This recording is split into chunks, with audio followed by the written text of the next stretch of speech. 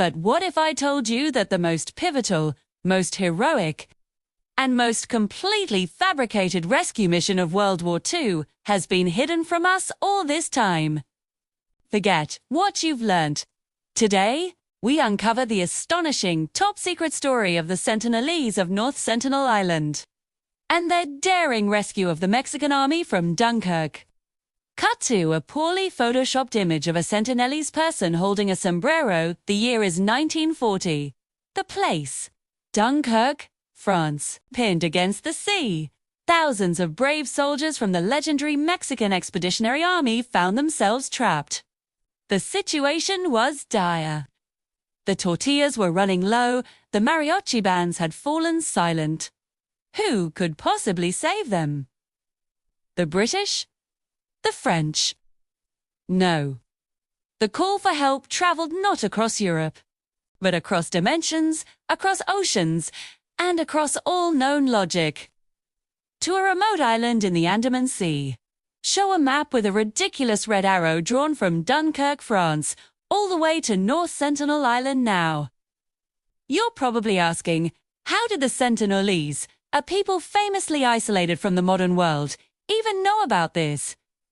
A very good question.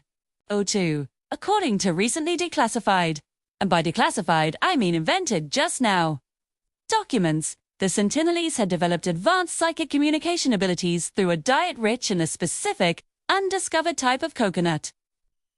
This telepathic coconut allowed their chief to hear the faint, desperate cries for MS Salsa, poor favor echoing from the shores of France. Show a diagram of a coconut with Wi-Fi symbols coming out of it. A visionary leader known only as he who pokes things with sticks, knew he had to act.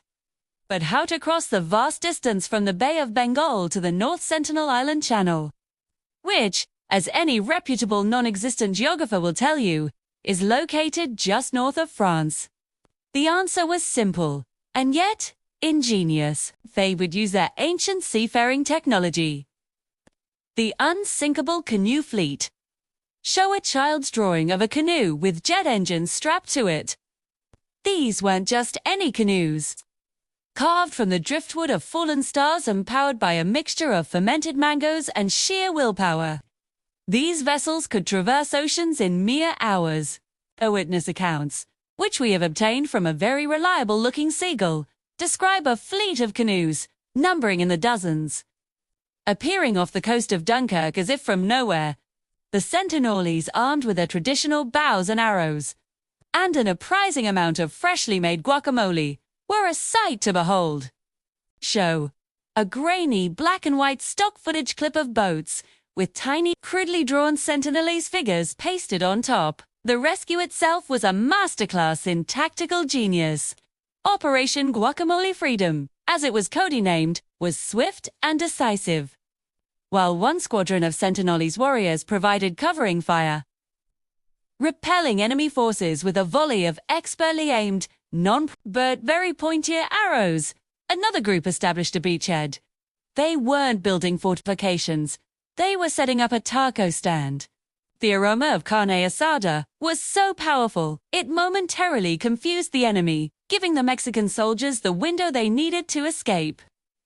Cut to a stock photo of a taco, with a dramatic top-secret stamp over it. Imagine the scene.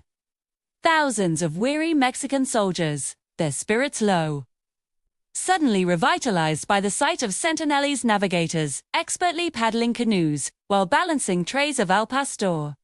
The Sentinelese didn't speak Spanish, and the Mexicans didn't speak Sentinelese, but a shared love of delicious, handheld food transcended all language barriers. A nod, a smile, a shared taco. This was the diplomacy of the brave. They boarded the canoes, not in a panic, but in an orderly fashion, as if queuing for a food festival.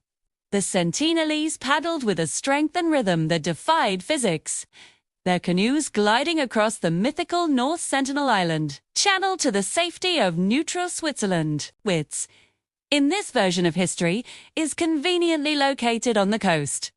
Show a map of Europe with Switzerland now having a coastline, labeled the Swiss Riviera. Why has this incredible story been suppressed?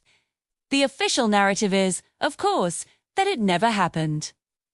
They'll tell you the Sentinelese are an uncontacted tribe.